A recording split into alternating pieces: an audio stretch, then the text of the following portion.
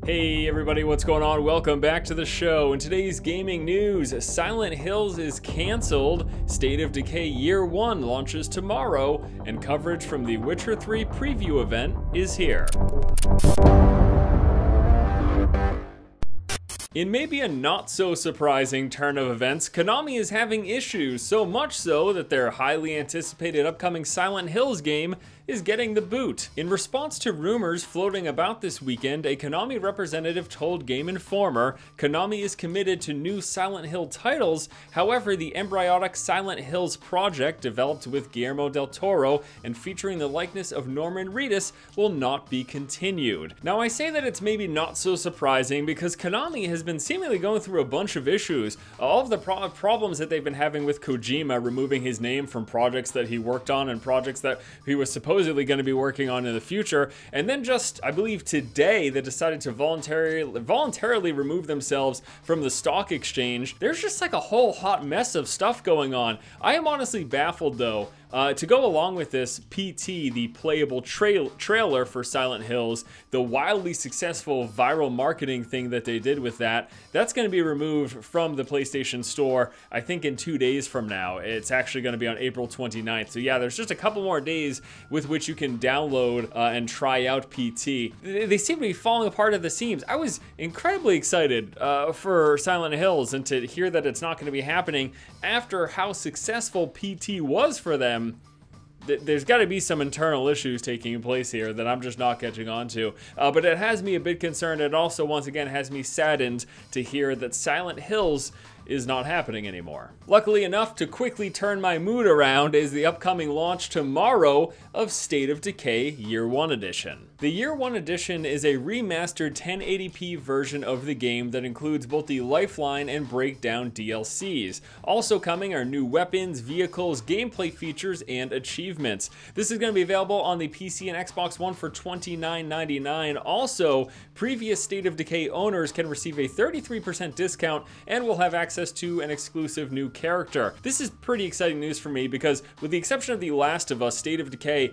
is bar none one of my favorite zombie games. It's just really well put together. I thought the combat was fantastic. I enjoyed exploring the world, lots of interactivity, and they did a good job of building up the characters even though they were disposable. There's dialogue between you and other NPCs in the game. Just all around, I thought was pretty fantastic, so I am pretty excited to be giving this a look. There will be video coverage from me probably coming up tomorrow, just to give you guys an impression of how it looks, the different new features, and if you've never even heard or seen State of Decay, well, that'll be good for you as well. And last up today, we have got a whole heap ton of footage for The Witcher 3 Wild Hunt. Last week, CD Projekt Red invited various YouTubers and members of the gaming press to their studio to check out the game, and today that footage has gone live. I specifically wanted to point you to a video by YouTuber Gopher in which he dives into the world of The Witcher 3. It's about 13 minutes long. He talks about different environmental stuff, the open exploration, shows off a bit of combat. It's just a very well put together and narrated video that I highly suggest giving a look.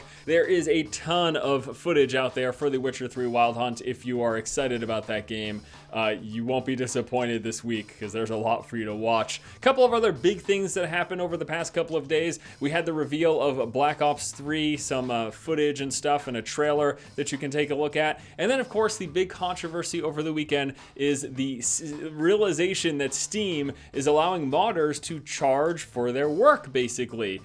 People who make mods, starting off now with Skyrim, are going to be able to charge for those mods. So if you want to use them, if the modder wants to, they can say, hey, give me $1, give me $5, whatever. So a lot of people wanted me to touch on this. I got various comments on Twitter and Facebook. You know, overall, I think it's great that people can get paid for their work. The system, though, is not perfect by any means. I just saw today a video posted up by Jim Sterling in the Jimquisition in which he touches on the various pros and cons, and I think he overall sums up my sentiments. You know, this isn't the format for me to go in depth about these discussions. I overall am again happy that people can get paid for their work, but the way the system is at the moment is certainly not perfect. There's a whole bunch of problems that could go on, and I think there's some better implementation implementation that Valve could do to make it all around more friendly for the modders as well as the consumers as well. But yeah, that's my general take on it, and watch that video by Mr. Jim Sterling. All right, guys, that's gonna do it for today's episode of The Feed. As always, thank you so much for watching. Once again, this has been Force, and you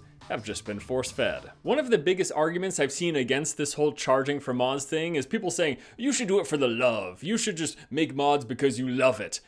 People spend time on this. They spend a lot of time on it. And like anything, if you give them some sort of financial reward for the time that they've spent, they can do more of it and they can make better quality things of it. A direct comparison right here on YouTube. The only reason I can put out as many videos and as high quality videos that I do is because I make a living off of it. Otherwise, I'd be working back at the bar or sitting at a desk in some office somewhere.